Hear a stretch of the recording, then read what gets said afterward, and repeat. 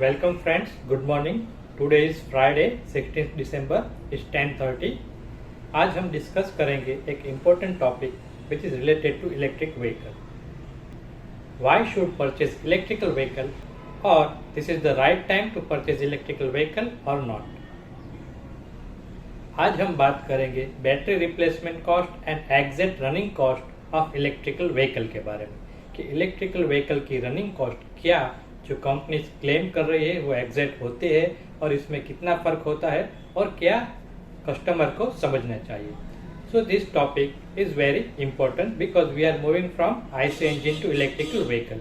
हम देख रहे हैं कि हर महीने नई इलेक्ट्रिकल व्हीकल की कंपनीज एंड शोरूम्स खुल रहे हैं हमारे शहर में.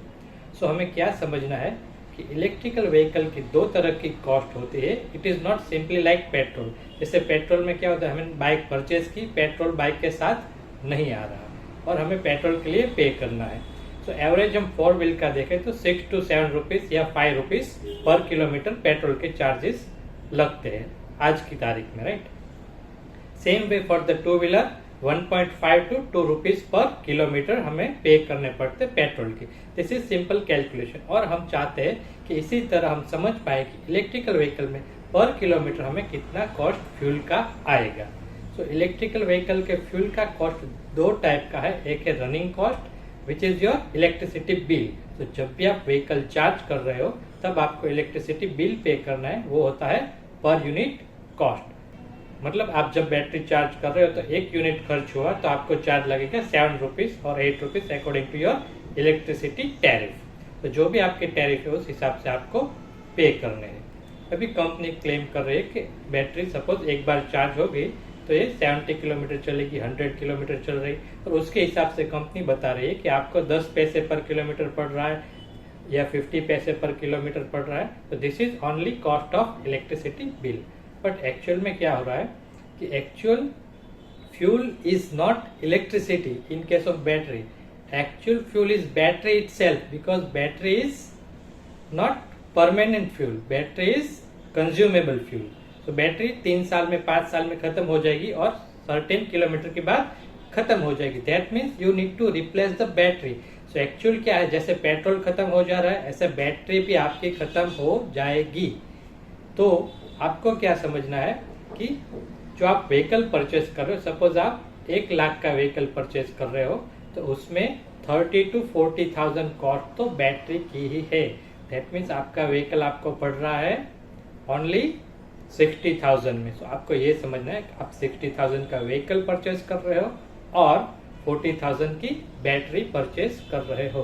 तो जब आपको 3 या 5 साल के बाद बैटरी रिप्लेस करनी पड़ेगी तब उसकी कॉस्ट क्या आएगी, वो है एक्चुअल आपका running cost, not only electricity bill.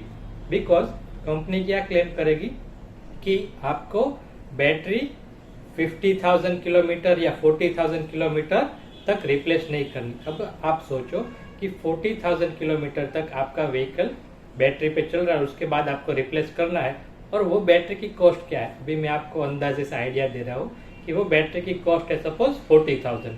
सो आप 40,000 कॉस्ट में जो फ्यूल परचेस कर रहे हो वो 40,000 किलोमीटर चल रहा है. दैट मीन्स आपको 1 रुपया पर किलोमीटर, 1 रुपीज पर किलोमीटर तो बैटरी रिप्लेसमेंट कॉस्ट ही हो गई.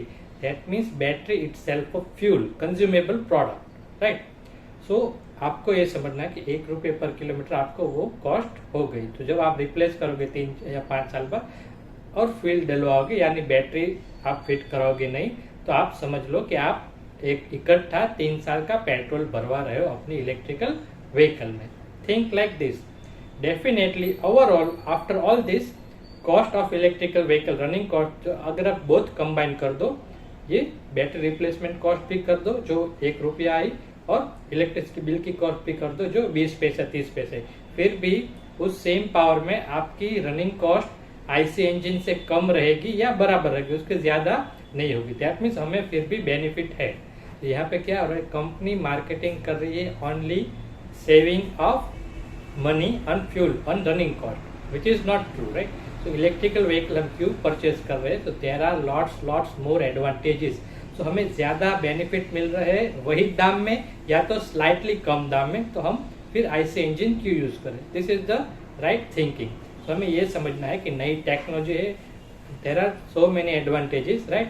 सो ऑयल खत्म हो जाएगा, हमारा मेंटेनेंस एकदम कम हो जाएगा। आप कार भी सर्विस में जा रहे हैं तो हर 2-3 महीने आपको 10,000 का सर्विस का चार्जेस जो लगेगा, इसमें नहीं लगेगा। तो there is lots more benefit, जो वाइब्रेशन नहीं है, नॉइस नहीं है, then things are very simple, motor is reliable, so there are more benefits, we'll discuss in several videos, but यहाँ पे आपको इस वीडियो में क्या समझना है कि battery replacement cost and electricity bill both cost हमें कंसिडर करनी चाहिए, और ना कि जो कंपनी क्लेम कर रही है वो कॉस्ट पे हमें इलेक्ट्रिकल व्हीकल परचेज करना चाहिए। तो इलेक्ट्रिकल व्हीकल परचेज करो, कोई भी व्हीकल परचेज करो, बट आप ये ध्यान रखो कि बैटरी रिप्लेसमेंट कॉस्ट क्या है।